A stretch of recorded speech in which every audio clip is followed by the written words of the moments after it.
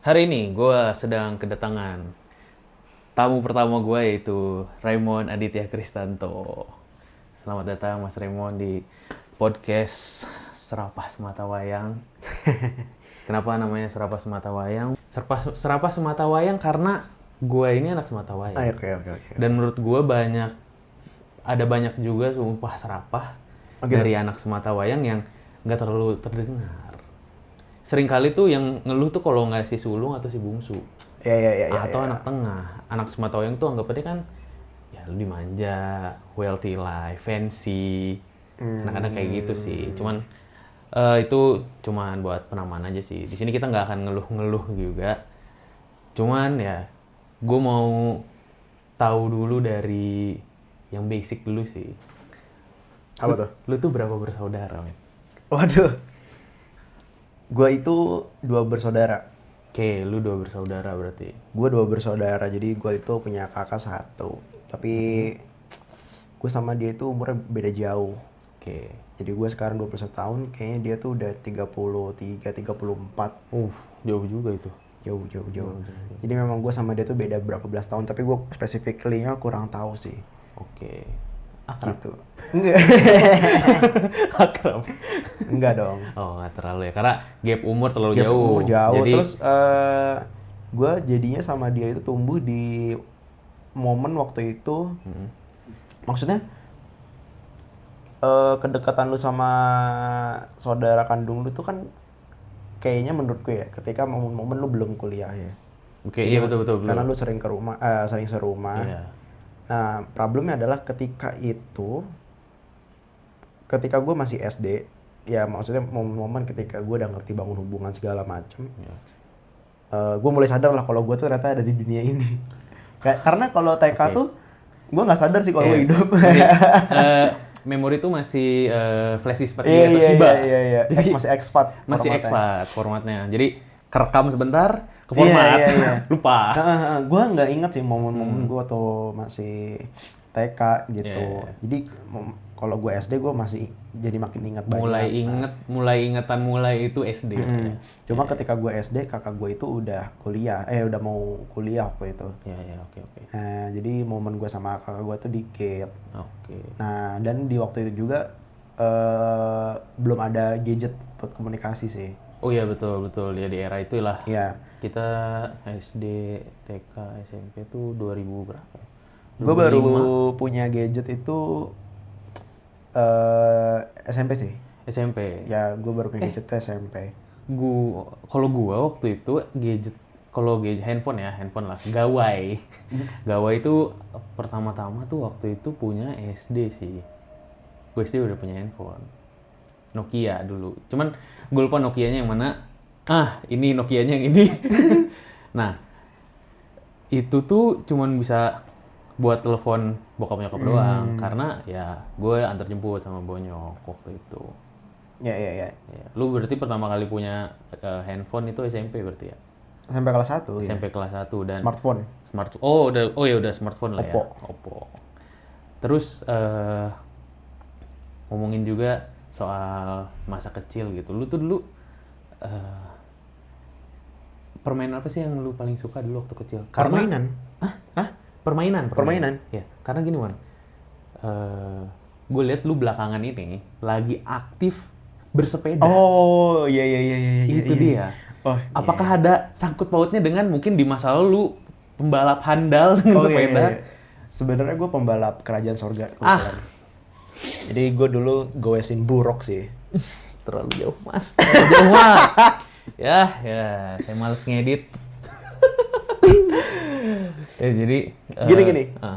Ngomongin soal, jadi gini ya, kena relevan apa sangkut pautnya apa? Gue sekarang suka main sepeda sama masa kecil gue. Singkatnya gue bikin singkatnya gini. Jadi bisa gue bilang olahraga pertama kali yang gue bisa itu adalah lompat dari ketinggian. Oke. Tapi itu kayak nggak olahraga deh mas. Mau olahraga macu jantung tapi itu. Gini. Setelah gue pikir-pikir, Iya. olahraga pertama gue dari kecil itu tuh ternyata sepeda. Oke, pertama kali Ya, itu. gue tuh gue tuh waktu kecil lumayan aktif. Jadi gue banyak ikut kegiatan ekstra di luar sekolah ya gitu. Karena dulu tuh nyokap gue tuh ngelesin gue ada drum, bahasa Inggris, Inggris. terus les private di rumah, terus les renang, terus les komputer. Kayak ya keluarga kau ya. Nah lu bayangin deh, jadi dari segi akademis sampai non akademis itu, Ya, itu lu gue tuh ada gitu. lengkap lah ya, Tapi cukup lengkap. jauh sebelum gue ikut semua ini, gue itu udah dikenalin duluan sama yang namanya sepeda. Sepeda. That's why mungkin lu sedikit banyaknya merecall masa lalu lu dengan sekarang sepedahan lagi. Soalnya gini, ketika gue sekarang coba main sepeda lagi, yang awalnya memang gue cuma iseng-iseng gitu loh. Oh gue ada uangnya, terus gue coba beli. Gue ngeliat beberapa temen gue main sepeda. Jadi dorongannya itu bukan karena dulu waktu kecil gue suka main sepeda dan gue sekarang main sepeda lagi. Tapi ketika gue beli sepeda, gue main sepeda lagi. Ternyata ya banyak memori-memori unlock waktu masa kecil gitu. Gue jadi inget beberapa cerita waktu dulu main sepeda, cerita senang, cerita sedihnya gitu ya. Terus entah kenapa gue tuh jadi gimana ya rasanya? Kayak jadi Raimon gitu. Oh, I see. Gitu. Apakah apa ya? Mungkin anak sekarang nyebutnya inner child mungkin. Mungkin ya. Iya. Mungkin karena lu yang memori pertama, terus juga itu kondisi lu di saat itu masih anak-anak kan. Iya. Sepedahan, ketika lu sepedahan lagi, memori unlock. Iya. Memori unlock. Lu merasa balik jadi Raimon yang waktu itu gitu. Jadi, tapi nggak cuma waktu gue masa kecil kayak waktu SD ya gue main sepeda. Kan dulu gue dari lahir sampai SD gue ada di Kudus, Jawa Tengah. Itu gue di perumahan banyak banget teman-teman main sepeda lah. Jadi dari jam 4 pagi sampai jam 6 sore biasanya gue main sepeda sama teman-teman gue. Even gak lagi main sepeda gitu ya, misalkan mau main bola tujuannya atau mau main apa, kendaraan yang dipakai pasti sepeda. Jadi gue nggak lepas sama sepeda. Bener-bener kendaraan pertama lu juga ya. Dari mulai gue sepedanya masih roda 1, 2, 3, 4. Terus rodanya dibuka jadi 2. Itu sepedanya segini, terus upgrade lagi. Nah itu tuh gue nggak lepas dari itu tuh. Akhirnya gue pindahkan ke Karawang gitu ya. Di Karawang ya gue pertemanannya beda. Tapi gue masih nggak lepas sama sepeda. Oh masih? Gue masih Karawang lu masih sepeda? Gue punya cerita main sepeda, mulai dari lucu sampai sedihnya gitu ya. Itu dia. Sampai akhirnya ya ini sih, perlahan ya temennya berganti lagi. Terus life changing. Kendaraan yang dipakai juga ya udah berubah lagi gitu ya. Karena lu makin dewasa, kenal motor, mobil, itu dia. yak. Terlalu jauh mas, bapak kau saudagar emang ya. Nah, jadi pokoknya gue masih ingat memang terakhir gue main tuh SD, SMP gue masih ada intensitas main sepeda. SMA gue udah gak ada teman sama sekali, tapi gue ada sepeda satu nih di rumah. Oh ada? Ada. Gue ada sepeda satu di rumah, gue pernah nyoba 2 atau 3 kali main sepeda gitu ya, sendirian di Karawang. Panas. Terbakar panas, polusi, jadi gue kayak, aduh, yaudahlah gue taruh aja dulu di rumah. Sampai akhirnya sekarang gue kuliah, ada time skip beberapa tahun, terus ada salah satu teman kita main sepeda ya. Terus gue terinspirasi, termotivasi, terdorong, gue beli sepeda, gue nyoba main sepeda di Bandung dan itu impactnya ternyata ke childhoodnya gue. Childhoodnya gue gitu. Dan sekarang, gue main sepeda di Bandung cuma baru 3 minggu atau 4 minggu. Tapi entah kenapa, ternyata itu salah satu olahraga yang bisa gue lakukan consistently setiap hari, setiap pagi. Itu yang justru konsisten banget. Karena gue pernah lihat juga lu kayak jogging juga. Pernah gue jogging, tapi itu kayaknya nggak works di gue sih. Kayaknya bukan lu gitu. Kayak gue ngelakuin itu cuma malah jadi terpaksa gitu. Oh lu terpaksa harus menggerakkan tubuh. Iya, gue kayak bingung, aduh gue perlu olahraga, tapi olahraga apa? Coba jogging malah jatuhnya kepaksa sih. Nggak happy. Nggak happy, nggak enjoy sih. Iya, oke. Gue pernah nyoba gym juga, gym asik menurut gue. Tapi workout gitu ya. Tetap kayak apa ya? Nggak setiap waktunya tuh enjoy gitu. Oh ada momen-momen kayak, aduh. Apalagi kalau gym kan pasti ada pegal-pegalnya dulu kan. Nggak masalah lah kalau itu ya, gue tahu itu konsekuensinya itu. Dan kalau gue pegel artinya gue bener gitu ya nge-gymnya. Gitu sih. Cuman nggak tahu sepeda tuh hits different aja lah gitu. Oke. Terus nggak tahu kenapa gue 3-4 minggu ini sepedaan sendiri itu bisa banget. Lu udah kalau kalau lari itu biasanya achieve berapa kilo.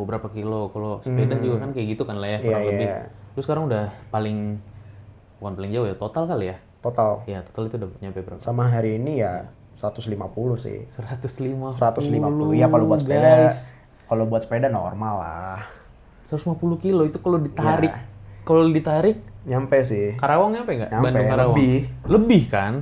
Lebih. Berarti lu udah secara teknis lu udah pernah Bandung Karawang pakai sepeda dong. Iya, tapi nggak dalam 1 hari dong. Ya, nggak dalam 1 hari tentu aja. Itu aku akumulatif lah ya. Iya. Oke, berarti mulai dari tadi childhood, ketika lu ketemu sepeda lagi, jadi apa ya? Ada core memory lu lah di sepeda tuh ya. Dan terakhir ini, ternyata ketika gue mulai bersepeda, gue tuh nemu fun-nya. Nggak cuman gue itu. sekeliling kota, Iya. tapi ketika gue masuk ke gang-gang kecil di kota Bandung, Ah.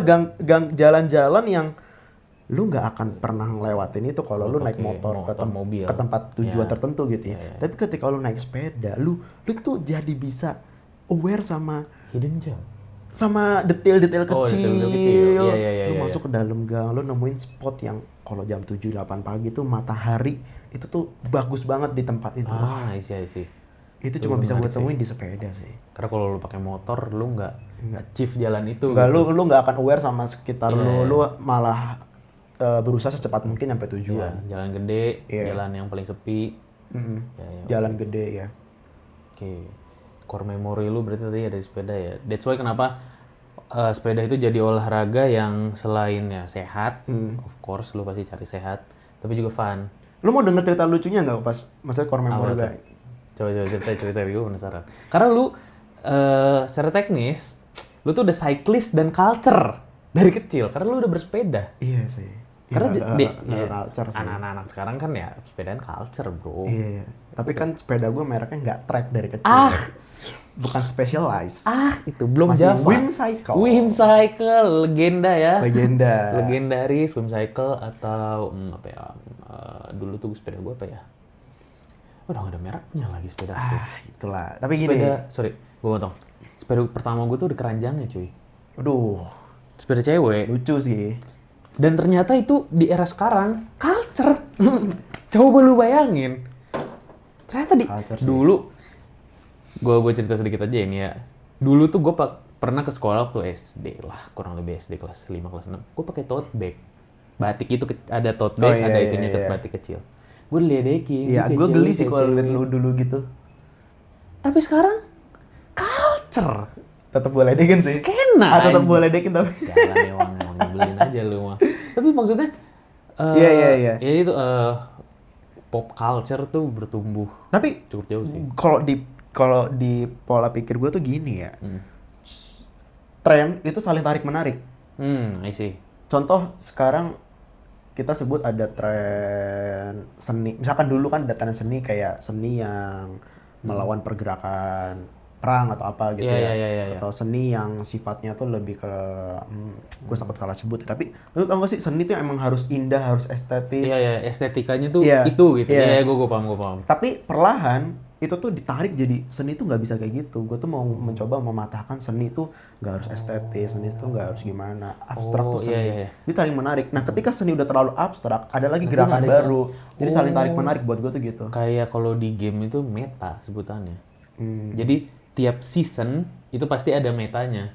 Hero apa yang terbaik di season itu atau senjata apa yang paling oke di season itu. Someday di season selanjutnya mungkin metanya adalah counter dari apa yang meta sebelumnya.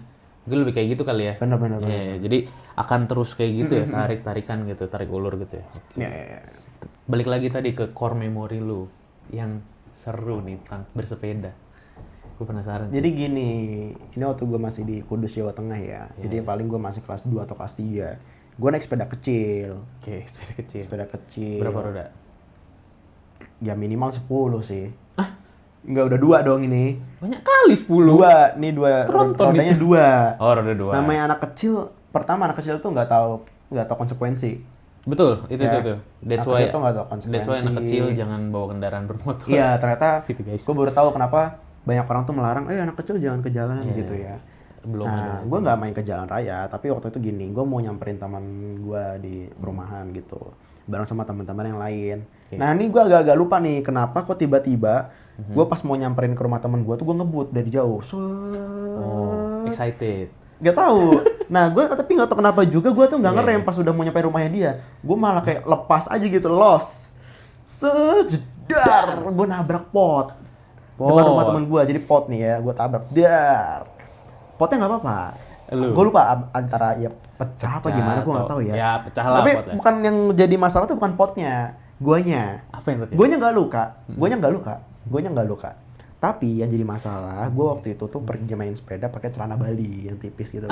Itu dia, celana barong. Celana barong. Iya, celana barong. Nabrak jedar. Nah, udah mau pakai celana barong, nggak pakai celana dalam. Bocah ya, Bocah, normal lah. normal. Celana Normal. ngambil yang asal. Nah. Celana dalam enggak. Pas udah nabrak jedar. Singkat cerita celananya tuh sobek tuh belah dua gitu.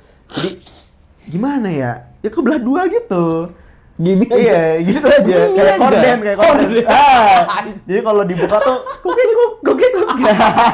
Kayak jam itu. Iya, kayak jam burung di kukik. di Tom and Jerry. Kukuk. Pek, tadi masuk lagi. Iya. Tunggu jam 12 malam. Iya. Buka lagi nanti dia. Jadi gue nya nggak apa-apa, sepeda gue nggak apa-apa, potnya nggak Iya, masalah. Tapi gue jadi masalah celananya sobek, gue jalan nggak bisa ngegoes dong. Oh iya, Jadi jelas. gue jalan sambil pegang celana gitu tuh. Jauh. Sepanjang jalan tuh ya gue diketawain aja sama teman-teman pasti gue kan diiring-iring iya. gitu ya. Weh, bahasa pakai bahasa Ya, Jawa, aku nggak tahu. Itu salah satu ceritanya lah. Raymond celananya sobek. Ya gitulah kurang lebih. Aduh, dan sekarang bersepeda dengan Iya. proper, dengan pastinya ya lu kuliah semester berapa sih sekarang? Semester 6. 6. Semester selanjutnya mau ambil skripsi, gue dengar. Betul. Nah, udah pasti sekarang ngelakuin apa-apa tuh well prepare, lebih apa ya? Ya lebih terstruktur, lebih safety. Iya. Dan ngomongin soal tadi terstruktur, safety dan lain-lain, gue tuh satu yang gue notice dari lu sih, lu tuh well prepare banget. Gitu ya? Well prepare itu bener-bener mempersiapkan dari yang kecil-kecil sampai yang gede-gede. Iya. Itu skill set yang menurut gue mengagumkan sih untuk ya kadang-kadang lu jadi director, produser, attention to detailnya tuh cukup tinggi gitu. Dan lu apalagi kalau lu prep sesuatu gitu. Dan kebetulan kan kita juga kerja di industri kreatif ini kan, buat video kan. Dan itu menurut gue skill set yang menarik dan penting sih. Nah itu gue penasaran sih, itu lu dapet dari mana sih sebenarnya? Apakah tumbuh gitu aja atau mungkin lu ada inget sesuatu yang bikin lu, entah orang tua mungkin. Karena kan kadang-kadang skill set yang kita punya sekarang itu entah karena kita di alam bebas, maksudnya di luar rumah gitu, atau justru didikan orang tua gitu. Kalau lu tuh dapet dari mana sih? Ini ya, terbiasa menyiapkan hal-hal kecil. Yap, betul. Kalau dari gue lagi coba mikir juga sih kalau dari orang tua tuh gini. Bapak dan ibu gue, bokap dan nyokap gue, itu tuh mereka orang yang sangat detail. Oke. Jadi kalau dari ibu gue, dia itu pertama orangnya tegas dalam mempersiapkan sesuatu. Saklek gitu kali ya? Iya. Terus kalau dari bokap gue, dia tuh pertama orangnya rapih. Oh ya combo udah. Dan over dalam menyiapkan sesuatu. Nah ya, oke. Overnya tuh gini, misalkan kita besok mau liburan ke luar kota gitu ya. Iya. Jadi goalsnya adalah keluar kota. Nah, bokap gue tuh sangat detail dalam mempersiapkan sesuatu. Bahkan dari kebutuhan dia sampai kebutuhan orang-orang lain. Lo dari baju, pakaian dalam, alat mandi. Minum di mobil. Wah, minum di mobil. Itu dia boy. Minum di mobil, itol, bensin, dilapin kaca mobil segala Oh iya macam. bener. Itu. True story guys. Itu. Nah kalau ibu gua itu dia tuh apa namanya? Tegas. Tegas sih. Tegas dalam artian tuh, ya lu memang harus siapin. Kalau enggak lu bakal keteteran nantinya. Oh iya oke. Tegas, nggak bisa ditunda-tunda gitu loh, harus sekarang. Iya. Disupport sama bapak gue yang memang orangnya detail juga sih. Oh combo sudah. Combo sih memang. Ultimate jadilah anaknya kayak gini. Itu kalau mungkin secara nggak langsung turun dari orang tua gue gitu ya. Itu Tapi itu dari orang tuanya ya lah ya. ngomongin di industri kreatif, ya gue belajar untuk mempersiapkan sesuatu hal sebelumnya dengan secara detail. Misalnya kita lagi ngerjain project video A gitu ya. Nah, dalam mengerjakan video A ini, kenapa gue bisa detail mempersiapkan sebelumnya? Karena gue belajar dari pengalaman sebelumnya juga. Ya kita pernah lah ngerjain sesuatu tapi nggak well prepare. Iya betul. Kita nggak siapin mungkin naskah, konsep, sejarah, segala macamnya dengan well prepare. Akhirnya ya itu konsekuensinya ketika lu lagi di hari H mengerjakan project itu, ya lu akhirnya Meraba jadinya. Atau apa? Terseok-seok sendiri gitu. Oh, siksak shock jadinya. Siksak shock. Di lapangan. Shot yang ini kayak mana? Iya. Jam berapa gitu ya. Akhirnya dengan ya sering berjalannya waktu, handle project yang lain, ABCD, akhirnya gue belajar, oh iya ternyata ketika mengerjakan video itu perlu nyiapin storyboard. Contohnya kan gitu ya. Perlu nyiapin shortlist, perlu nyiapin rundown. Itu kan hal-hal kecil yang sebenarnya nggak mainnya sih ya. Itu tuh cuman ya lu tambahan aja, ngerti gak sih? Lu nggak harus nyiapin rundown. Tapi kalau lu mau punya production yang waktunya oke, pasti selesainya, ya lu harus punya rundown. Tapi lu bisa nggak pakai rundown kan? Bisa. Video tetap jadi. Tetap. Nah itu loh. Iya, gue paham. Lu bisa keluarga gue bisa tetap liburan besok tanpa perlu ngelapin kaca mobil kan. Tapi ya disiapin aja gitu loh ya. Itu tuh bentuk persiapan lah ya. Iya gitu. Nah jadi akhirnya ya gue gitu ya, belajar dari pengalaman. Gue nggak mau punya, misalkan lagi ngerjain project tuh terseok-seok, ya akhirnya kita nyiapin shortlist, nyiapin rundown, kita siapin storyboard, apapun lah hal-hal kecil yang bisa kita siapin gitu, kita siapin sebelumnya. Gitu. Dan dampaknya apa? Akhirnya kita ketika produksi bisa berjalan dengan bagus, dengan maksimal, nggak bergantung ke satu orang yang memang cuma dia ini yang ngerti habis ini harus ngapain gitu loh. Itu sering kali kayak gitu. Karena kita siapin semua ini biar kita semuanya tahu, bisa jalan secara paralel kan gitu ya. Betul, pengennya kan gitu ya. Nggak harus nunggu tergantung sama satu orang. Semua gitu. Time management masing-masing gitu. Iya. Itu kita cuma siapin di awal. Bahkan di awal gitu kita nggak cuma nyiapin buat syuting di hari H, tapi bahkan nyampe ke tahap pasca produksinya. Pasca produksi. Oh, sampai bahkan post pro ya. Iya. Kayak gitu. Berarti awal mulanya itu justru dari orang tua udah. Iya. Itu menurut gue ya, itu udah combo banget, men. Iya sih. Itu menurut gue udah combo banget ketika bokap lu attention to detailnya tinggi, nyokap lu teges kalau ini tuh prep tuh harus. Iya. For the greater goods, kita harus prep. Bokap lu detail nge-prepnya, jadilah perfection. Iya. Dan buat beberapa momen sih gue waktu itu ya, waktu awal kita mulai kerja bareng tuh,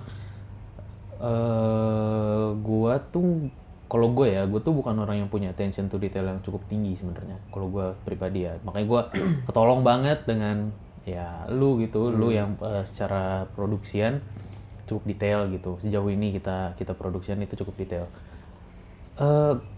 For some reason gue kadang-kadang sebel ngelihatnya, kayak perfeksionis banget. Tapi ada momen lah dimana gue kayak, oh sekarang jam 4 dan kita sudah pulang gitu. Jam 4 sore kita sudah pulang, jam 3 sore kita sudah pulang. Sementara sebelum kita prep dengan baik, itu molor acak-acakan. Walaupun nggak seberantakan itu, karena ya again you save the day. Menurut gue you save the day gitu buat beberapa keadaan gitu. Untungnya karena gue sih nggak merasa gue bisa save the day karena kayaknya gue nggak punya skill set yang lo punya menurut gue sih.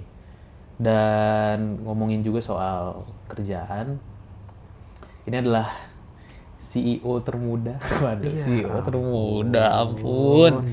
Tapi gini. Everything. Kenapa gua ngomongin CEO gitu dan usia muda? Eh, gua tuh ya seiring bertumbuhnya usia gitu kan. Pasti kita juga pasti lihat banyak role model lah.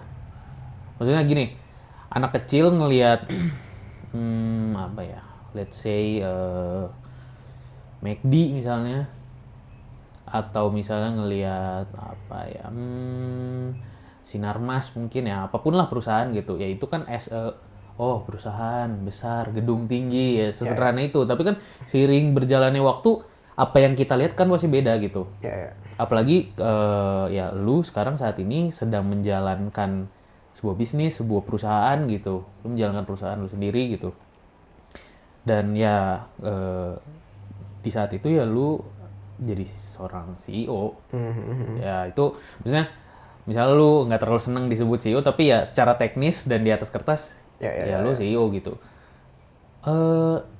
Skill set lu tadi, atau mungkin ada skill set lain yang lu rasa membantu lu sebagai seorang CEO yang maksud gue gini, running production sama running bisnis itu gua rasa sih nggak beda sih kalau menurut gua.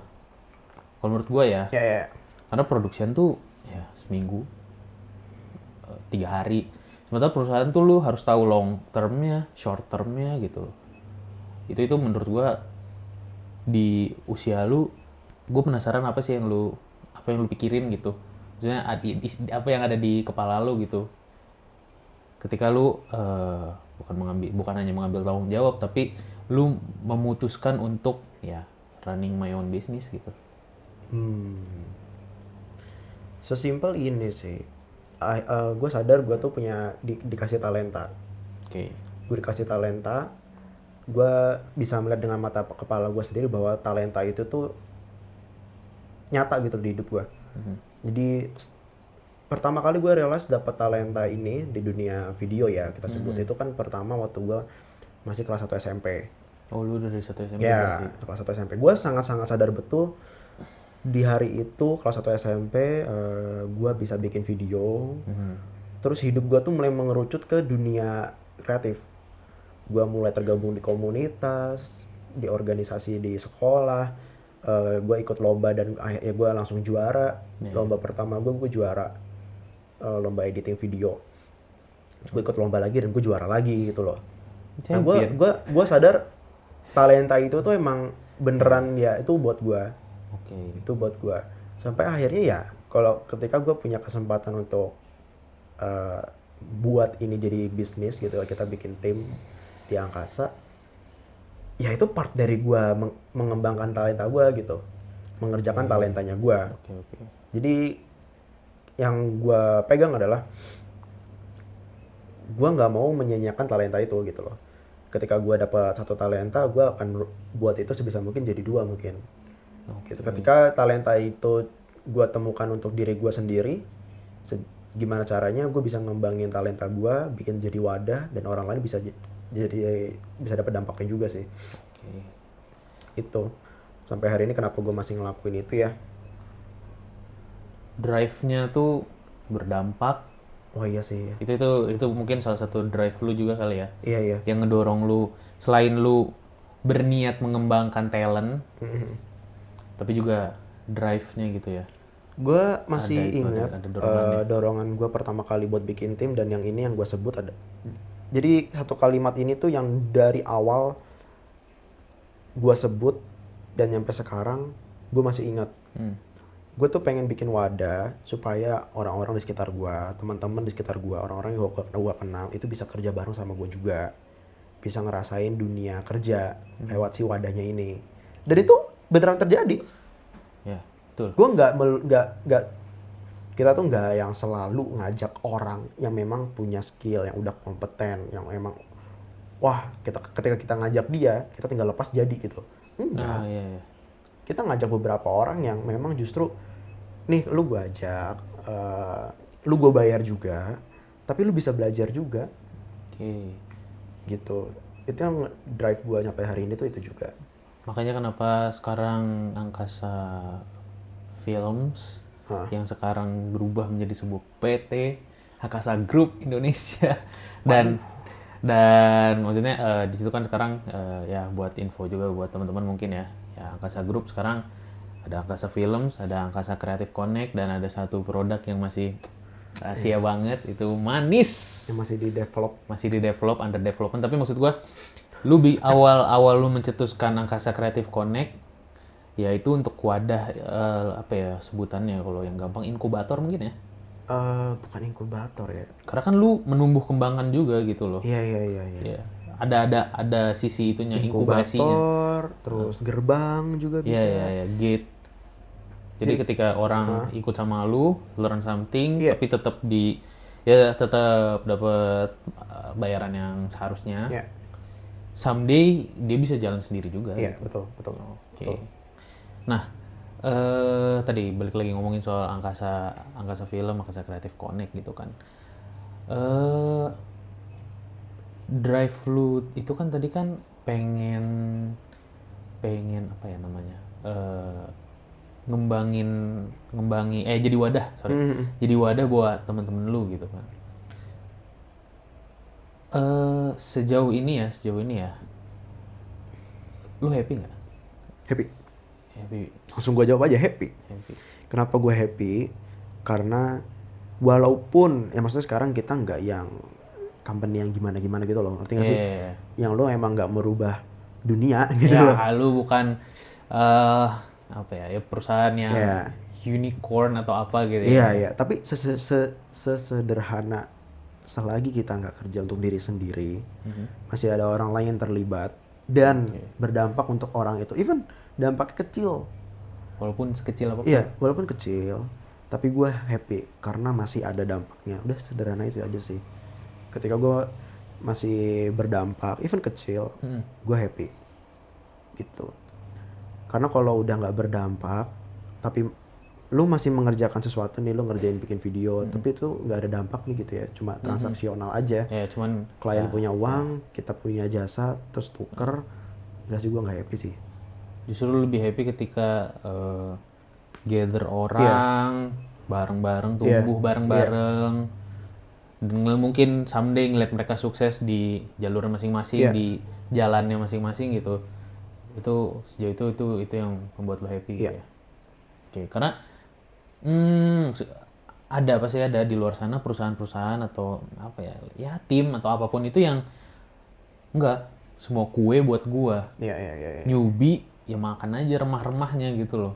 Pasti ada lah di luar sana gitu kan. Cuman lu memutuskan untuk niat lu adalah untuk jadi wadah, jadi inkubator tadi buat teman-teman nggak cuman yang udah pro, intermediate, tapi juga yang beginner gitu. Buat kalau kita punya kesempatan dan lu juga gue lihat mau mengembangkan bakat lu lagi mencari jalan lu, ya kita bersedia untuk jadi gerbang itu tadi. Iya, sebisa mungkin lah pokoknya kalau ada space yang bisa diisi sama teman-teman kita yang mau belajar. Iya, betul. Kita pasti isi space itu. Gitu. Tapi ya jangan space yang memang harus diisi sama orang profesional dong. Iya, betul. Kita tempatin sesuai dengan posisinya juga. Ketika maksudnya gini kan ya di sisi lain ya kita profesional. Ada klien, ada uang orang. Betul. Ya kita nggak gamblingin anak-anak ini juga gitu loh. Iya, gitu. Pasti tentu aja dengan porsinya gitu loh. Porsi di mana dia belajar. Kalau misalnya ada grow, pasti dia akan dapat porsinya juga gitu. Oke. Nah, menarik karena gue nggak tahu ya.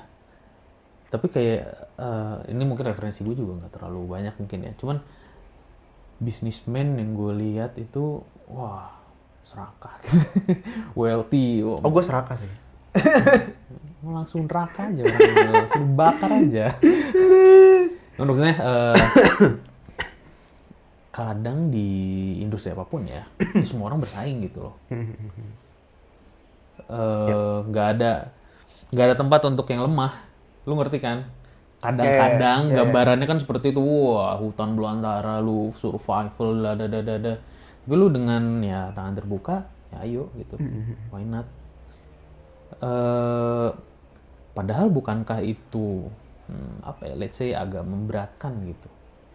Kalau secara apa ya sebutannya? Secara bisnis, apakah jadi menyulitkan nggak menurut lu ya? Sejauh ini aja gitu. Secara bisnis ya, karena kita kan ngajak orang nggak cuma bawa dia dan dia ngeliat gitu kan. Sekalipun nggak dibayar, tapi kalau dia cuma ngeliat, itu tuh tetap aja nggak ada perubahan buat dia kan. Jadi makanya setiap kita ngajak orang, pasti ada sesuatu yang dia kerjakan. Even mungkin cuma masang lighting atau benda-benda yang lighting, tapi at least itu tuh ada knowledge baru buat dia kan. Dan kita bayar dia juga.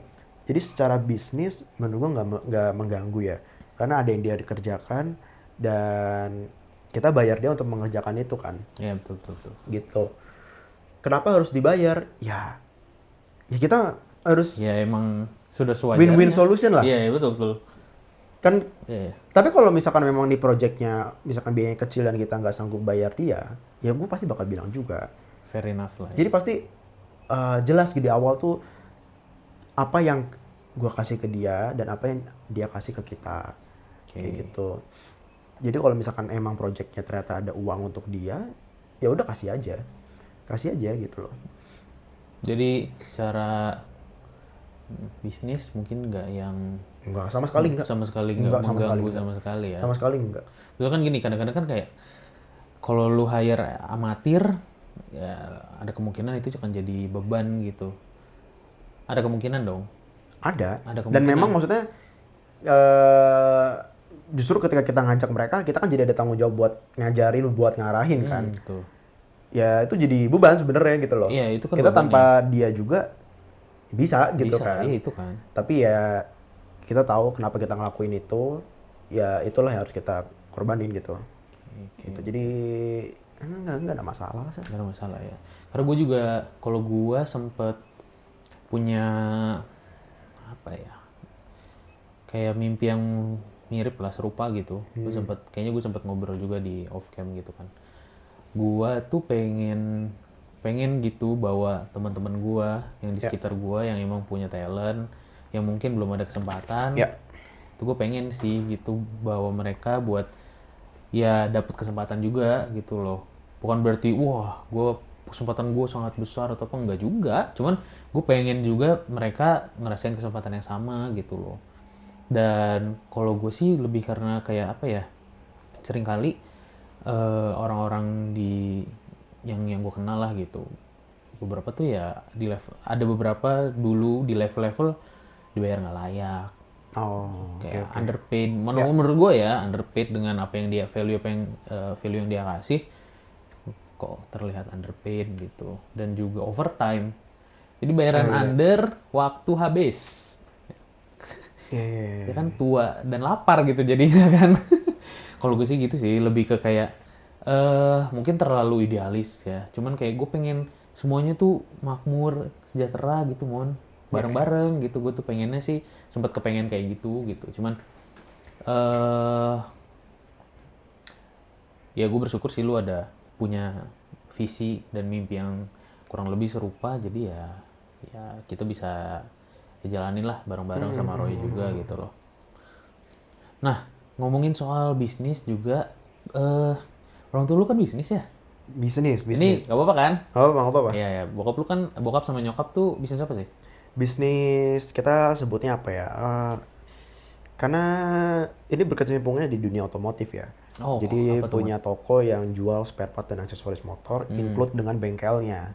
Nah itulah jual spare part, aksesoris motor, include sama bengkel. Karena kalau gue cuma sebut bengkel motor, kayaknya cuma yang bengkel gitu aja. Gitu. Tapi enggak, ini tuh bengkel yang ya maksudnya bisa menghidupkan suatu keluarga gitu loh. Bahkan orang-orang lain. Iya gitu. Jadi gambarannya ini tuh toko yang jual spare part dan aksesoris motor. Itu mainnya sebenarnya. Jadi mainnya adalah jualannya. Mainnya produk justru. Mainnya jualan produk, baru jasanya tuh di bengkelnya.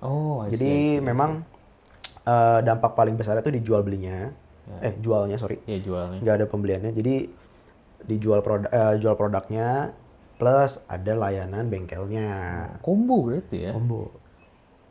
Ya itu yang dilakuin sama orang tua gue gitu. Double loh itu, maksudnya biasanya orang itu kan nggak milih sih, cuman maksudnya dari mungkin dari minat mereka, dari talent mereka gitu. Mereka akhirnya berada di satu jalur, entah produk atau ke jasa gitu kan. Benar. Misalnya yang talentnya masak mungkin ya akan produk gitu, produknya itu masakan gitu. Kalau yang kayak kita misalnya videografi, fotografi atau mungkin desainer grafis, so banyak lah. Itu mungkin kan jatuhnya nanti akan ke jasa, walaupun sebenarnya ada produknya kan. Video, foto, hasil karya seni itu kan produk juga sebenarnya. Cuman yang dijual kan nggak cuman produk jadi, tapi kan ada jasanya, pembuatan segala macam. Dan orang tua lu berarti combo dong. Itu menginfluence lu nggak sih? Kalau gue lihat influence sebelah ini sih. Pertama, gue terinfluence dari semangatnya. Semangatnya. Semangatnya. Karena itu bengkel dibangun dari nol, bukan warisan dari saudara atau dari orang tuanya atau gimana, itu bangun dari nol. Nyemen sendiri. Gak usah sih, kalau dari bangun dari nol tuh gak usah nyemen juga sih. Oke. Tapi kalau buat bangun ukur tanahnya boleh lah sendiri. Mau pasang bata. Mau pasang bata sama genteng. Itu mah kuli. Ya, terus. Tapi itu dibangun dari nol, dari awalnya tokonya cuma 1 ruko, sampai sekarang ada 4. Dari yang awalnya montirnya cuma 1, sampai sekarang udah ada berapa, gue lupa juga sih jujur. Tapi itu pertama semangatnya. Iya. Mau lu lagi sakit, mau mood lu lagi apa-apa gitu ya, mau lu lagi ada problem apa gitu ya, itu semua bisnis ya bisnis tetap jalan. Nggak bisa dicampur aduk sama urusan pribadi. Itu tuh yang sulit diterapin di generasinya gua, menurut gua gitu ya. Iya. Karena generasi kita kan cenderung ke moody banget. Iya, betul. Dan gua nggak tahu ya, cuman kayaknya generasi kita cukup mudah feeling attached gitu. Lu ngerti nggak? Kayak merasa terkoneksi yang, lu ngerti kan? Kedekatan yang nggak terlalu penting juga sih. Terus ya gitulah. Spirit yang gua amazed dari orang tua gua atau mungkin orang tua lu juga ya. Dia tuh nggak gampang pesimis sama jalan apapun. Maksud gua bisnis bengkel itu kan bukan gimana ya? Nggak eksklusif. Nggak yang kantoran. Oh iya, oke. Pasti mertua seneng gitu ya. Betul. Gitu. Tapi itu tetap dicobain, itu tetap dibangun dari nol dan sampai akhirnya sekarang udah 10 atau 11 tahun gitu kan. 10-11 tahun. Ya. Udah hampir 1 dekade. Iya sih. Respect, bengkel abadi 1 dekade. Jadi semangatnya itu semangat buat mengusahakan, nggak pesimis, tetap optimis, nggak malu-malu gitu ya, kerjain aja dulu gitu ya, biar nanti hasilnya berbicara gitu kan. Kedua, impact ke people-nya, ke orang-orangnya, karena di dalamnya ada bengkel, artinya ada montir yang kerja di dalam situ kan. Betul. Nah, montir gua itu bisa hidup dari kerjaan itu.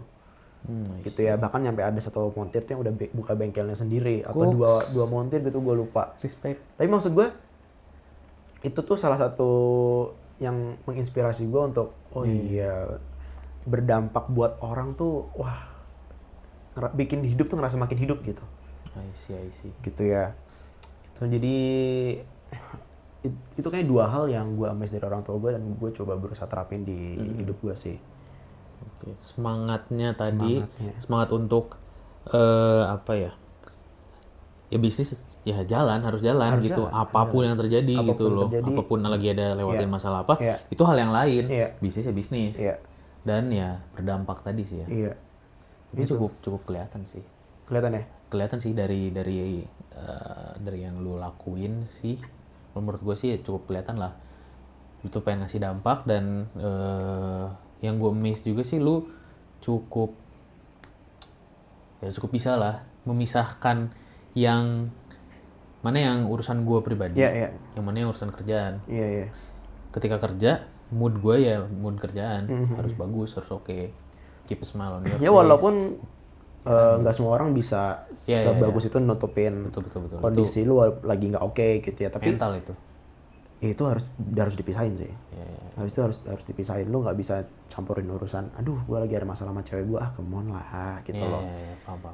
Tapi gue ada di titik itu juga, gue pernah punya masalah dalam hubungan. Ya mungkin orang-orang pasti bisa ngeliat gue lagi ada masalah, tapi gue sebisa mungkin gue pisahin urusan itu, urusan pribadi gue, urusan pekerjaan gue. mungkin urusan keluarga atau apapun itu sih, itu gue selalu pisahin. Selalu pisahin sama kerjaan. Karena ketika lu mulai campur adukin, yang ada semuanya malah Iya. malah makin buruk sih ya. Dan orang tuh nggak mau tahu, Iya, betul tuh. klien nggak mau tahu. Bodo amat. Terus lu berharap apa kalau lu mencampur aduk itu semua gitu loh. Betul. Nggak ngasih jawaban juga sih. Iya, betul. Nggak akan berubah juga situasinya, malah makin buruk. Iya. Heeh. Gitu. Jadi ya udah, selesaiin urusan ini, biar masalah yang lain ya punya waktu buat ngisiin sendiri juga sih. I see. Sebelum ke mungkin pertanyaan yang selanjutnya gitu, gue mau balik dulu sedikit tadi kayak ke orang tua lu tuh apa ya, nggak pesimis gitu dengan jalan yang dipilih gitu. Walaupun ibarat kata bukan profesi yang ya kesayangan mertua gitu ya. Ya ibarat kata nggak bonafit, nggak nampak keren gitu kan. Tapi dia ya maju aja gitu karena ya tadi ada semangatnya juga, terus juga bisa juga misahin ini bisnis, ini bukan gitu. Dan hasilnya kan ya hasilnya menjawab gitu sih. Kalau menurut gua ya, karena gua pernah ke bengkel lu juga dan ini sih bukan bisnis yang dibangun setahun 2 tahun sih. Iya, benar. Ruko 4, montir tuh 3, 4, 5. Kayaknya lebih dari Lebih dari 7, lebih dari 5 gue tahu, gue lupa. Iya. Emangnya malas ya, Mas. Gak datang ke bengkel. Bapak lu nyariin di bengkel. Ya, gue ngelihat itu di bokap gue sih, cuman mungkin hal yang berbeda juga sih. Kalau dari bokap gue tuh tipikal yang ya udah jalanin gitu loh. Apa yang saat ini ada, yang lagi dikerjain, jalanin dengan baik gitu loh. Walaupun mungkin bokap gue tuh bukan tipikal yang semangat membara, yang ya mungkin beda juga ya, karena kan bokap gue kebetulan PNS gitu, karyawan negeri gitu. Jadi mungkin beda ya semangat apinya pebisnis tuh, mungkin agak sedikit beda juga dengan karyawan gitu lah, let's say karyawan atau PNS gitu, karyawan swasta atau PNS. Tapi gue ngeliat itu juga di bokap gue sih, dia tuh tipikal yang mungkin gue nggak tahu juga sih, cuman mungkin di era itu ya, di zaman bokap gue gitu, mereka tuh tipikal yang ini yang depan gue, yaudah jalanin gitu. Karena yang gue lihat, yang bokap gue kerjain itu mungkin PNS tuh di mata orang-orang kayak wah keren, sustain, berkepanjangan, wah sampai ibarat kata sampai lu meninggal aman gitu loh. Tapi kan gue yang sebagai anaknya gitu, gue ngalamin juga, gue tahu gitu nggak se-hedon itu gitu, karena bokap gue PNS di sebuah di pemerintahan kabupaten gitu kan, kabupaten atau kota gitu. Jadi mungkin nggak seperti yang orang-orang lihat, yang PNS-nya tuh di BUMN, yang di kementerian gitu, itu kan beda gitu loh. Cuman bokap gue tuh ya sama juga tipikalnya tuh, yaudah jalanin, yang penting insya Allah cukup, dan bener. Dan ya hasilnya ngejawab, sampai awal bulan kemarin pensiun, gue hidup cukup. Memang tidak fancy, hidupnya tidak fancy gitu loh, kayak ya gue nggak beli Balenciaga yang kayak gitu-gitu, Rolex, Casio yang skena gitu ya, enggak lah gitu maksudnya. Cuman cukup, mau liburan cukup, mau makan cukup, mau makan yang enak juga cukup gitu. Cuman mungkin memang tidak fancy gitu. Tapi itu sih semangat yang gue lihat juga, mungkin yang bokap lu yang mungkin eranya kurang lebih di tahun-tahun itu tipikal yang kayak gitu juga gitu ya. Bener. Maksudnya gue susah deskripsiin, tapi ya pasti orang tua kita sama semua lah spiritnya gitu ya. Selagi lu masih bisa mengerjakan sesuatu gitu ya, selagi lu badan lu masih bisa gerak, itu pasti gas. Ya selalu kerjain aja apa yang ada di depan lu gitu lo, kerjain, lu maksimalin, lu sampai akhirnya lu tahu, oh di titik itu gue udah nggak mampu lagi gitu. Itu sih. Nah sekarang tuh banyaknya anak-anak sekarang itu kan ngelihat dari awal dulu, duh nggak mungkin nih kayaknya, enggak deh gue nggak suka gitu loh. Iya. Itu sih. Apa ya, kalau dibilang penuh pertimbangan juga, ya ya orang tua kita dulu juga pasti penuh pertimbangan. Iya. Apa ya? Itu Picky ya. aja. Iya picky ya, Picky lebih aja. ke picky ya. Heeh. Ya, lebih, Ngutamain gengsi kayaknya, gengsi. oh ada gengsi juga Jadi ya. kayak, gue kalau ngerjain ini kayaknya kurang keren deh.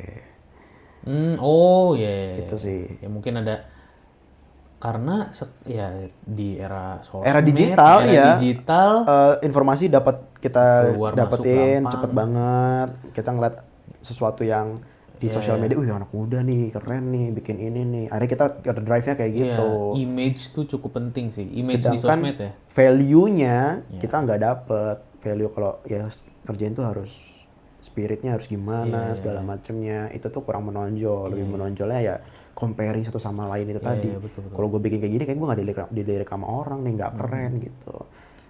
Kalau tapi disclaimer dulu, picky sama lu menentukan yang oke, Iya. itu menurut itu juga beda gitu. Iya. Kalau picky tuh bener-bener emang pemilih aja Iya. gitu loh. Pilih-pilih kerjaan. Pilih. IP kamu jelek, janganlah pilih-pilih. Kalau karena anak-anak zaman sekarang tuh ada yang picky, ada yang karena secara informasi udah melek, udah updated gitu ya, iOS udah bagus, itu dia tahu yang worth it gitu loh. Lu tahu kan kayak yang perusahaannya nih work life balance, terus juga soal kultur kerjaannya tuh oke gitu, sehat gitu. Karena itu juga buat anak-anak ya seumuran kita dan mungkin yang di bawah juga itu cukup penting juga. Terus kayak mungkin salary-nya bukan yang besar banget, tapi mereka juga di sisi lain aware juga, ya fresh graduate jangan minta aneh-aneh juga gitu. Tapi yang penting layak. Ada yang cukup smart, milih kerjaan tuh cari yang paling layak. Ada yang picky doang, nggak keren. Itu. Pilih kerjaan jangan karena keren. itu. Kenapa pilih kerjaan karena keren? Yang ada juga yang mungkin milih sesuai dengan jenjang karir yang dia pengen atau skill set yang dia punya, yang dia gue cukup unggul dan gue mau mengasah gitu talent tadi yang lu sebutin, keunggulan yang dia punya. Ada juga yang kayak gitu, tapi ada juga yang kayak karena ke drive ini ke drive itu, lihat image si A si B, akhirnya gue bikin yang paling keren gitu.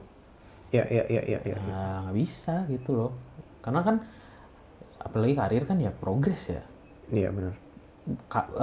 Yang paling mudah aja deh berkarya, jangan dulu berkarya aja. Karya pertama lu tuh pasti jelek. Betul ya. Benar. Ya nggak mungkin lah Beethoven langsung bikin masterpiece gitu kan, megang piano langsung jadi, langsung nulis notasi legendaris itu kan, itu nggak mungkin. Semua juga dari scratch gitu, dari basic dulu. Kadang-kadang ada yang nggak sabaran gitu loh, pengen langsung keren, gaji pengen langsung di atas UMR. Tengok dulu lah CV kau. Oke nggak? Kalau oke ya itu bisa jadi pertimbangan, bebas. Cuman kalau ya baru fresh graduate banget, tapi karena di sosmed ngelihat si A kerja di gedung ini, kerja di perusahaan ini, kadang-kadang ada yang suka kayak gitu juga. Ya intinya gini sih, buat gua penting banget punya waktu buat coba relaxing pikiran, coba deal with our current situation gitu ya. Kita terimalah keadaan kita sekarang tuh gimana. Kita percaya kalau setiap orang tuh punya temponya masing-masing. Nggak harus under 30 udah jadi miliarder. Itu belum juga sih gua. Iya. Gua juga ya belum gitu. 21 juga ya masih mahasiswa juga gitu loh. Semua orang punya temponya masing-masing. Dan satu hal yang selalu gue percaya adalah jangan percaya apapun yang gue lihat di sosial media sih. Itu penting banget. Apalagi itu sampai ngedrive perilakunya gue. Itu kacau. Gue pernah ada di momen dulu ini ya, simpang siur ya pemikiran tuh.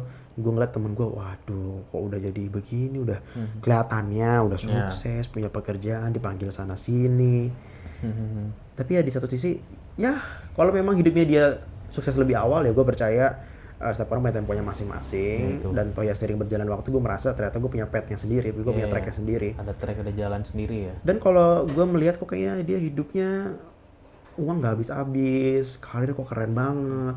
Fancy things, berdampak, ya good lah kalau berdampak. Tapi maksudnya kalau itu bikin gue jadi malah comparing, jadi gue malah insecure, gue harus percaya kalau apa yang gue lihat di sosial media itu belum tentu 100% nyatanya begitu sih. Gitu sih.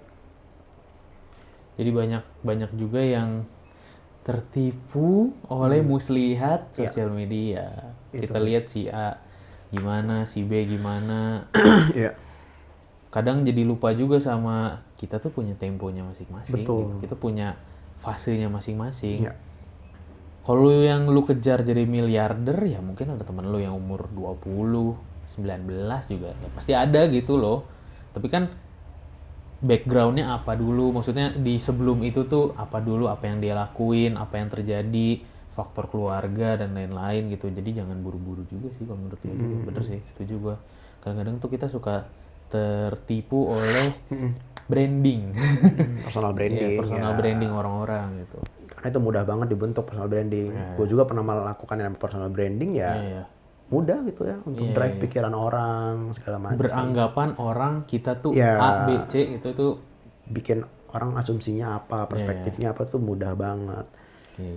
Tapi itu sih, pokoknya kita perlu punya pola pikir yang benar. Karena pola pikir akan mempengaruhi decision yang kita bikin, akan mempengaruhi habitnya kita juga gitu loh. Betul. Jangan sampai pola pikirnya salah, akhirnya decisionnya juga salah, Oke. cara pandangnya juga salah, akhirnya habitnya juga salah. I see. Kayak gitu. Ngomongin tadi soal sosmed juga gitu. Lu tuh, tapi gue emang penasaran juga sih. Lu tuh seneng bukan cuma seneng, tapi lu merasa diri lu tuh apa sih sekarang? Konten kreator atau apa? Lu senang disebut dan lu meng-create diri lu mungkin di sosmed tuh lu mau dianggap apa sih? Konten kreator kah? Influencer kah? Atau apa gitu kan? Jauh dari kata content creator sama influencer sih sebenarnya. Gue belum bisa deskripsiin, tapi at least setidaknya gue bisa jadi dampak aja gitu. Gue nyampe sekarang belum tahu spesifiknya gue bisa berdampak di sebelah mana ya. Yang penting ya kalau sekarang gue ada di dunia video, gue bisa kasih dampak orang-orang, mungkin libatin mereka ke dunia marketplace. Tapi one day mungkin gue bisa aja ngasih dampak lewat apa, gue masih nggak tahu spesifiknya. Tapi gue berharap itu sih, gue tuh bisa dinilai sebagai orang yang punya value dan itu bisa gue share ke orang-orang gitu. Jadi lu nggak terpaku dengan title tadi berarti ya? Nggak cuma sekedar content creator yang share informasi sih, gitu ya. Ya pada dasarnya semua orang bakal jadi content creator sih kalau lu masuk ke sosial media ya. Lu create something, mau itu cuma sekedar Apapun foto itu. biasa ya lu content creator. Tapi content creator yang nggak cuma sekedar sharing informasi diri sendiri atau informasi tentang apa, tapi yang bisa sharing dampak, kasih nilai baru ke orang, bawa hidup orang jadi lebih maju aja gitu. Oke. Jadi lebih ke goalsnya sih lu berarti ya? Iya. Sharing berdampak, sharing ya hal-hal yang lu rasa bisa membantu banyak orang juga gitu, inspiring people yang kayak gitu-gitu sih ya. Iya. I see. Gue pikir lu tuh lagi ngebangun image, konten kreator kah atau apa ya sebutannya ya? Influencer sih kayaknya yang paling kalau menurut gua sih yang paling fit sejauh ini influencer, karena ya kasih influence. Ya mungkin bisa. Sederhana itu aja sih. Bisa jadi ya. Ya mungkin secara nggak langsung title influencer jadi mengikuti aja ya. Iya. Title content creator jadi mengikuti juga. Tapi bukan itu yang lu kejar. Tapi bukan sekedar influencer gitu loh yang gua kejar. Karena kalau kayak gitu mungkin gua bisa ngelakuin hal yang lebih sederhana sih. Oh iya. Kalau ngomong jadi influencer ya apa ya, gue nggak kepikiran juga, tapi kayaknya itu sesuatu yang sederhana sih buat dilakuin. Iya. Nah gue nggak mau cuma sekedar kayak gitu loh, biarin gue punya goals yang lebih besar dan title yang lu bilang tadi itu yang mengikuti aja, Nggak terlalu penting lah ya. nggak terlalu penting lah. Oke. Nah, itu kan tadi lu di sosmed. Gue penasaran yang agak personal sih. Cuman ya terserah sih lu mau jawab atau enggak sih. Apa tuh? Sekarang kan lu berapa sih umur lu? 21 ya. Lu tuh udah punya pacar belum sih? Belum. Tapi pernah kan pacaran dong? Pernah sekali.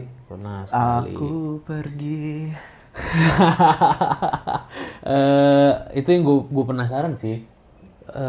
Sudut pandang lu soal punya pasangan, berpacaran, karena bahkan teman-teman yang mungkin usianya udah under 20 ya, di era sekarang kan bocah SD juga udah pacaran gitu. Lu ngeliatnya kayak gimana sih sampai, dan lu boleh kasih tahu sih kenapa alasannya lu sekarang nggak ada gadis yang menemani, itu gara-gara apa sih? Gini, eh gue gue bersyukur ya hari ini gue ada kuliah di Bandung karena gue ketemu sama lingkungan yang bagus juga. Gitu ya. Gue banyak ngobrol sama orang lebih tua dari gue punya perspektif baru tentang hidup gitu ya. Kalau ngomongin gue pernah punya pacar atau enggak, gue pernah punya pacar sekali. Itu momen ketika gue masih SMA. Lo kebayang gak sih bocah SMA yang ngangong-ngangong, cuman sekolah pulang main, sekolah pulang main nongkrong, sekolah pulang main nongkrong, nggak ada value yang dibangun. Dan memang sayangnya dulu waktu gua sekolah lingkungannya tuh bukan lingkungan yang gimana ya, kasih dampak gitu loh. Oh, I see. Lingkungan yang kasih value. Iya. Emang lingkungan lu semua sama seperti yang lu lagi lakukan gitu. Lu tuh sama seperti yang lain dan yang lain sama seperti lu gitu kan. Sedangkan kan lu istilahnya lu perlu punya mentor sih menurut gue dalam hidup tuh ya. Orang yang lebih tua, orang yang udah punya pengalaman lebih jauh supaya dia bisa kasih value ke lu. Nah, gue nggak ada orang itu. Di waktu itu ya. Di waktu itu nggak ada. Nah, akhirnya kalau ngomongin soal hubungan, ya gue pacaran gitu. Tapi dampaknya adalah karena gue nggak punya value, gue nggak punya pendirian, gue nggak punya vision yang bagus. Itu gue ngerasain pacaran tuh kayak yang nggak tahu arahnya mau kemana. I see. Pacaran perlu waktu, perlu uang, perlu tenaga kan. Iya, betul. Dan apa yang udah gue keluarkan, gue pupuk gitu ya, gue siram gitu ya, pakai waktu, pakai uang, pakai tenaga, itu tuh kayak nggak tumbuh. Karena gue nothing gitu ya. Iya, karena gue ngelakuin itu nggak tahu goalsnya itu apa. Karena dulu gue mulai pacaran tuh cuma kayak sekedar gue pengen confess perasaan. Ternyata dia waktu itu mungkin tertarik juga ke gue gitu ya. Akhirnya ya udah ngalir aja jadi deket gitu kan. Tipikal ABG aja ya. Iya, nggak ada tujuannya kayak yang kita tuh kayak gini tuh untuk ke pernikahan gitu. Dulu aja kalau ditanya kapan mau nikah ya pasti nggak tahu. Yang penting lulus SMA dulu kan. Lulus SMA. Nah itu sih. Jadi ketika akhirnya gue cuma jalan paling 2 tahun kalau nggak salah. Gue lupa. Akhirnya gue pindah ke Bandung dan ya gue bersyukur punya banyak lingkungan yang bagus. Gue ngobrol sama banyak orang sana sini. Intinya kalau lo belum bisa lihat pernikahan, jangan mulai hubungan. Itu jadi sekarang pegangan itu ya itu aja. Gue hari ini belum bisa lihat pernikahan. Gue kan masih harus ngurusin kuliah, ngurusin karir. Tapi gue nggak menutup kemungkinan untuk kenal dulu. Ibaratnya kan rumah. Kalau lu baru kenal sama satu lawan jenis ya, itu kan masih baru di depan rumah. Lu ngeliat dia di depan rumah lu gitu. Lu boleh berkenalan dulu sama dia sejauh mana, value-nya sejauh mana, vision-nya dia buat hidupnya itu apa. Kurang lebih kayak gitulah ya. Ngobrol lah di depan pagar itu ya. Iya. Nah, it's okay banget tuh. Lu bangun hubungan dulu, kenal dulu. Baru nih dari ketika lu udah menilai orangnya, lu udah kenal orangnya, lu pendekatan sama dia gitu ya. Nah, lu ajak dia ke teras rumah kayak gitu. Ketika lu udah bisa lihat vision dalam pernikahan ya, oh ya gue mau punya tujuan menikah gitu. Ya udah, lu pilih salah satu orang yang mau lu deketin lebih serius. Berarti kan lu harus ngajak satu orang yang lebih spesifik ke teras rumah lu dong. Nggak bisa semua orang lu masukin ke teras rumah. Betul. Di situ lu ngobrol lebih serius soal visinya sama atau enggak sih. Gini tahapan-tahapan yang sebenarnya perlu dilakuin untuk meminimalisir yang nggak diinginkan gitu kan. Kalau ternyata visinya sama dan sepakat ya udah. Go ahead gitu. Jadi itu berarti sekarang lu single? Iya single lah, nggak ada problem gua. Ya tentu tidak harus ada problem dengan single. Maksudnya jangan dilihat kayak itu jadi sesuatu yang gue nggak ngeliat masalah kayak gitu. dong. Enggak masalah. Lu intimidating banget sih. Kenapa di framing aja? Kenapa gue di framing? Lu intimidasi gua sih. Berarti lu sekarang single on purpose gitu ya? On purpose. With purpose gitu dengan niatan, dengan tujuan gitu. Karena tadi lu pernah mengalami hubungan yang goals, secercah cahaya itu tidak Iya. terlihat nampaknya di ujung Bener. jalan sana. Dan mungkin juga bawa dampak yang ya ada baiknya ada buruknya pasti kan ya setiap hubungan gitu. Dan sekarang lu memutuskan untuk nggak dulu Nggak dulu. sampai lu emang ya udah lu merasa sudah ini Ya minimal ini gue waktunya punya lah gitu. sepeda yang 100 juta. Sepeda ya, Sepeda Bang. 100 juta. Cyclist. Gitu kan. Ya. Gitulah. Jersinya juga yang mantep dong. Oh ya jersey 3 juta lah minimal. Itu dia nice dream ya, sepedahan dengan gaya. Iya. Jadi ketika lu emang sudah lihat Jadi gue gak nyari sehat. cari apa? Respect. Itu dia ya. Respect gitu kan. respect gitu. Aduh. Di setiap goesan gue tuh ada menyala abangkunya. Pakai yang ditaruhin apa? Oh iya, botol fit gelas. Nah, itu Botol biar, gelas. biar trondol, biar beratak-tak. Mm-mm. Tapi berarti itu ya, lu kalau ngelihat cahaya, ada belum nemu momennya, dan lu juga belum siap gitu. Mungkin lu tadi ya lu pengen balik lagi ke awal juga mungkin. Lu mau semuanya tuh well prepare kan. Betul. Itu mungkin salah satu alasan kenapa lu sekarang ya ntar dulu lah, karena lu lagi prepare yang lain. Yang mana itu juga entah sadar atau nggak sadar, itu adalah bagian prepare menuju Betul. tadi punya pasangan serius, tadi hubungannya juga yang jelas gitu, goalsnya, visinya gitu. Ya. Oke, menarik juga sih. Karena mungkin udah nggak sedikit sih yang punya visi kayak lu gitu. Mungkin di waktu-waktu lampau mungkin ya banyaklah orang yang ya udah pacaran tuh for having fun gitu loh. Jadi lu sekarang having fun dengan siapa? Sepeda aja. Tidur dengan sepeda? Gini, gue tuh sering ngeliat. Ini dia fotonya. Gue tuh sering ngeliatnya gini, dan ini pernah kejadian di gue juga. Iya. Orang itu sering kali merasa dirinya butuh satu sosok di hidupnya. Pacar, saya gitu ya. Ini mau cewek mau cowok tuh sama. Iya. Tapi nyatanya sebenarnya kekosongan itu bukan seharusnya diisi sama pasangan, sama pacar. Sebenarnya lu bisa dapetin itu tuh di teman. Nah, akhirnya banyak anak muda yang karena dia mengisi kekosongan sama satu sosok ini, ketika udah berhasil dapetin satu sosok ini, dia ternyata masih ngerasa Ternyata masih kosong. iya. Akhirnya bingung nih, waduh udah pacaran, tapi ternyata nggak menjawab masalah, nggak ngasih solusi. Nah, kalau udah gitu kan bingung ya. Iya.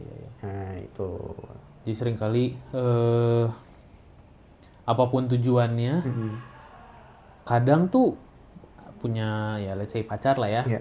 Itu tuh bukan hal yang membawa lu ke tujuan lu, Iya. entah itu having fun mungkin ya. Maksud gua having fun tuh ya punya orang yang lu sayang, the one and only yang kayak gitu-gitu, dan ternyata atau mungkin lu ngisi tadi kekosongan gitu kan, void di dalam lu kosong, jarang baca Al-Quran.